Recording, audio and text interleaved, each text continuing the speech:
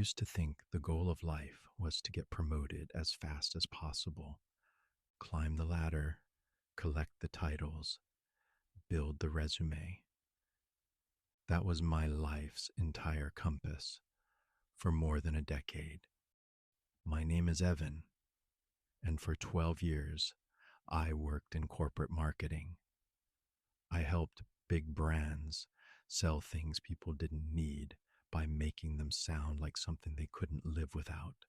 I was good at it, frighteningly good. I knew what words could make people click, what colors made them buy faster, and how to design a campaign that could go viral overnight. And for a long time, that felt like power. I'd walk into my office every morning, a tall building with glass walls that reflected the skyline, and feel important. Everyone looked so sharp, so focused. The air always smelled like ambition and burnt coffee. There was always a new deadline, a new product, a new meeting that could change everything. I lived for that rush, or at least I thought I did. Every year came with a raise, a fancier title, a better office chair, and yet, the more I achieved, the emptier I felt. It's funny how you can have everything people dream about: the salary, the apartment, the recognition, and still wake up every day feeling like you're playing a role in someone else's movie. But at that time, I ignored it. I told myself it was just stress, that once I hit the next milestone, I'd feel complete. Then one Friday morning, everything started to change. It was around 8:45 a.m., and I was already running late for a client call. My laptop was open, my phone was buzzing, and my coffee had gone cold. I barely noticed. I was scrolling through another set of analytics. Engagement rates, conversion numbers, all those things that looked like meaning on a screen, but never actually were. Then I saw something, a campaign we had launched the week before. It was doing incredibly well. The client had made a fortune overnight. My boss sent me a short message. "Nice work, Evan. You're on track for that promotion." I should have been thrilled, but I just stared at the message.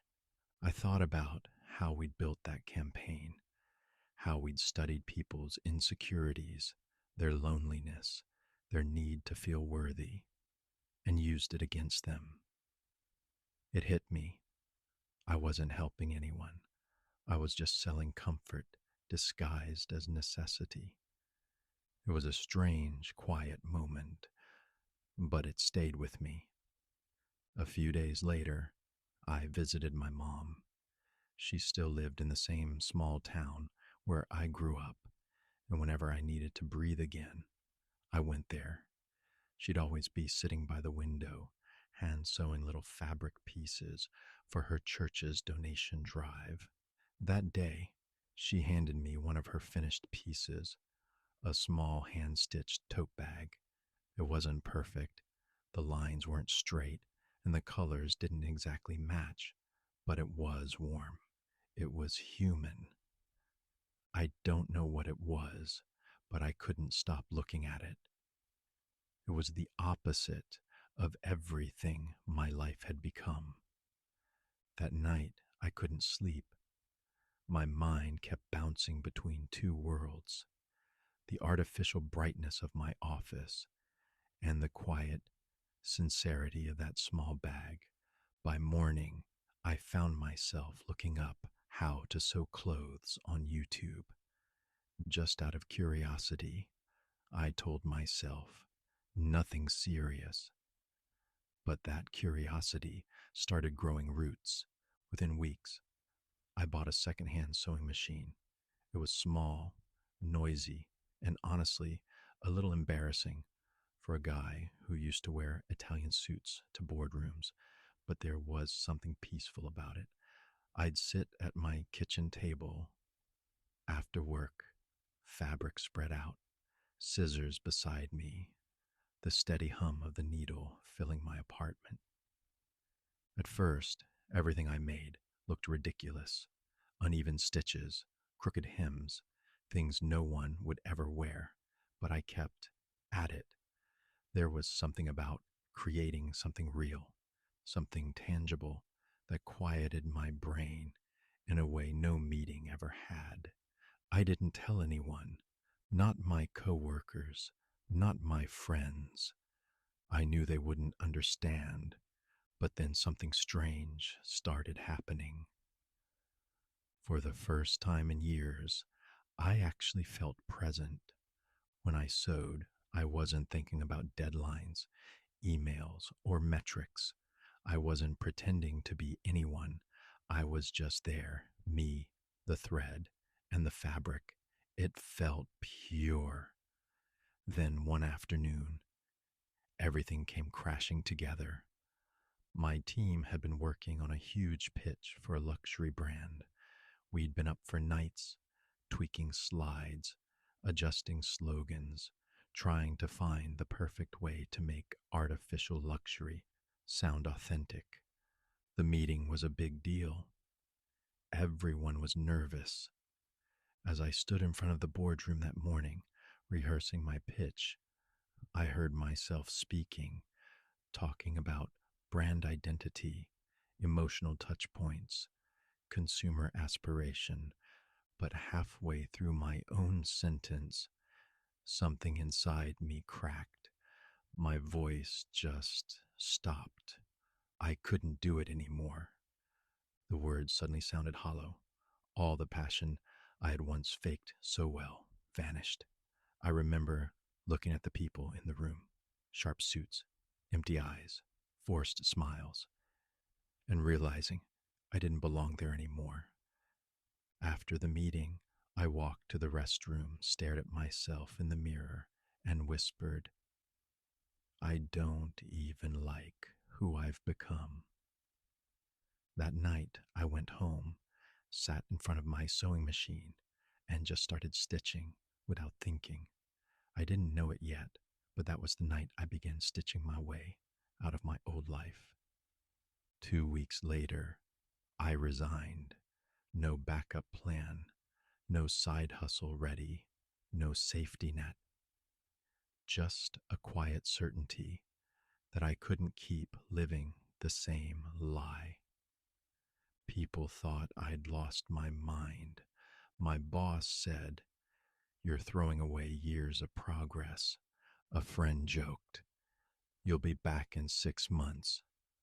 But I didn't feel like I was throwing anything away. I felt like I was finally returning to myself. I used my savings to rent a small studio apartment and turned half of it into a tiny workspace. I started sewing every day: clothes, tote bags, aprons, simple things. I called the little collection Thread and Soul. At first, no one bought anything. I remember the first week: zero sales, zero attention. But strangely, I didn't care. I felt alive. Then, one afternoon, I posted a picture of a linen shirt I'd made on social media. The caption was simple: "I used to sell things I didn't believe in. Now I make things I love." Within hours, people started commenting, "Where can I buy this? Do you take custom orders?" I couldn't believe it. Soon, orders started trickling in. Small ones at first: a shirt here, a tote bag there. But every piece I made felt like a victory. I wasn't making millions, but I was making meaning. Each garment told a story. There was the woman who ordered a handmade dress to wear after her divorce, She said she wanted to feel new again. There was the retired teacher who asked me to make a custom apron for her gardening hobby. And there was me, the guy who had once sold dreams for corporations, now quietly rediscovering what it meant to create something with heart. Of course, it wasn't easy. There were nights I doubted myself, when bills piled up, when the sewing machine broke, when I wondered if I'd made a huge mistake. There were times I missed the stability of my old job, the steady paycheck, the sense of control. But then I'd pick up a piece of fabric, run my fingers over it, and remember why I left. Because in marketing, I had spent years convincing people to buy things. Now, I was creating things people actually cherished. One day, an old colleague reached out. She said, "I can't believe you really left. Aren't you scared?" I told her, "Of course I'm scared, but I'm finally scared for something real." A few months later, something beautiful happened. A small local boutique discovered my work online. They invited me to showcase my handmade collection in their store. It wasn't some glamorous fashion week, just a cozy shop filled with real people who appreciated real craftsmanship. When I saw one of my shirts hanging on a rack beside others, I felt something I had never felt in my 12 years of marketing: genuine pride, not ego, not validation, just quiet pride. It's strange. The world measures success in money and titles, but there's a different kind of success that can't be put on a resume. The kind where you look at what you've made and think, this came from me, from my heart, my hands, my story. Now, my days look completely different. I wake up early, open the windows, let the morning light in. My workspace smells like fabric and coffee, not like fluorescent air and stress. I spend hours designing, cutting, sewing, sometimes losing track of time entirely. I play music, I hum, I breathe. There's no boardroom, no performance, just process. Sometimes I get messages from people who wear my clothes, telling me how confident or calm they feel in them. Those words mean more to me than any award I ever got at the office, because now, when someone asks what I do, I don't just say, "I'm in marketing." I say, "I make clothes by hand." And every time I say it, I feel a small, warm pulse in my chest, the feeling of being aligned with who I really am. Looking back, I don't hate my years in corporate life. They taught me discipline, communication, and endurance, but they also taught me what happens when you chase a life that looks good instead of one that feels good. I think a lot of us fall into that trap, confusing movement for progress, mistaking applause for happiness. But life has a way of catching up with your truth. You can ignore it for a while, but not forever. When I finally stopped chasing more and started creating real, everything changed. Sometimes friends still ask me if I'll ever go back to the meetings, the suits, the deadlines. I just smile and shake my head. Now, my success isn't measured in sales targets. It's measured in quiet mornings, in hands that build instead of type, in customers who say, "Thank you," like they really mean it. I left corporate marketing because I missed creating something real, and in doing so, I found something I didn't know I was missing myself